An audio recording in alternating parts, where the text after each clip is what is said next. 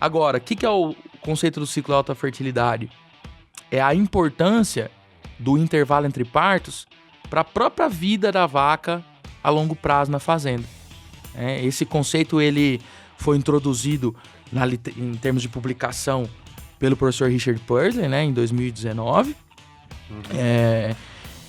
onde a pergunta do estudo era o seguinte: o momento em que a vaca emprenha na lactação afeta o desempenho dela na lactação subsequente? Ou seja, uma vaca que emprenhou com 85 dias pós-parto vai ter um intervalo entre partos de 12 meses. Como que é o score de condição corporal dessa vaca nesse parto subsequente? Como que é o pós-parto subsequente dela? Como que é a fertilidade dessa vaca na lactação subsequente? Comparado com uma vaca que atrasou a reprodução, que vai ter um intervalo entre partos de 15 meses. Essa foi a pergunta. Então, uma análise bem legal nesse trabalho em particular, né? Onde eles avaliaram a vida da vaca a longo prazo. E quais são os achados interessantes? Primeiro ponto. Antes desse estudo, estudos antigos já haviam determinado isso, mas tem um estudo bem interessante que é da Universidade de Wisconsin também, que avaliou o efeito da mudança de score de condição corporal durante o período de transição, afetando a eficiência reprodutiva. E eles têm 2 estudos, né? O estudo do Paulo Carvalho, o estudo do Rafael Barletta.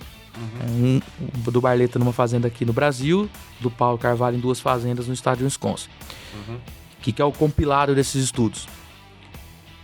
Todas as vacas perdem score de condição corporal no período de transição? Não. A maioria perde. Mas existe uma parcela importante que mantém ou ganha score de condição corporal no período de transição. Né? E foi de 20% a 25% de vacas que mantiveram score, 20% a 25% de vacas que ganharam score. E 50% que perderam. Essas vacas que mantiveram ou ganharam score, o primeiro achado delas é que elas parem com o score menor. Elas parem mais enxutas. Elas parem mais magras. 3, 4. 2,75. Na média, né? Sim. A média 2,7. Então você tem vaca 2,75, tem vaca 3 e assim vai. Tá. E essas vacas, elas têm menos problema de saúde, ciclam mais cedo e têm excelente fertilidade já no primeiro serviço. Mais do que 50% de concepção. Elas vão muito bem. Nesse caso, não necessariamente tem o ovo e a galinha, tá? A vaca ganhou score, por isso ela ficou menos doente.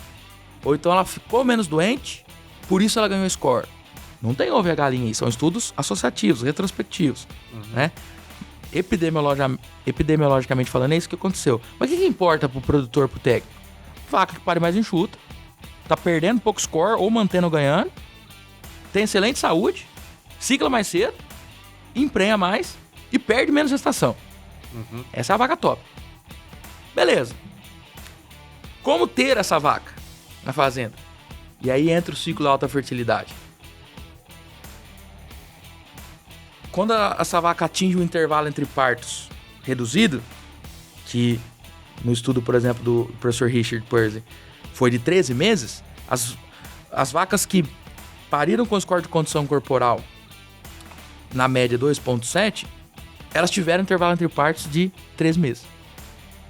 As vacas que pariram com mais de 3 de score, elas tiveram 440 dias de intervalo entre partos. O intervalo entre partos dela foi prolongado. Ela emprenhou mais tarde, deu tempo dela engordar no final da lactação. Ela teve um período seco, pode ter um período seco prolongado, dá tempo dela engordar, ela vai parir com score excessivo. Isso que a gente não quer. Das vacas que mantiveram ou ganharam score de condição corporal, elas tiveram intervalo de partos de 3 meses.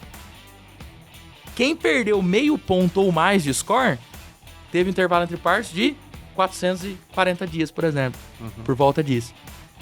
Ou seja, atrasei a reprodução da vaca, emprenhou tarde, deu tempo de engordar, pariu com score excessivo, perdeu o score no pós-parto. Certo? E, assim como nos outros estudos que eu comentei, quem manteve ou ganhou score, também nesse estudo, teve excelente fertilidade e menor perda gestacional.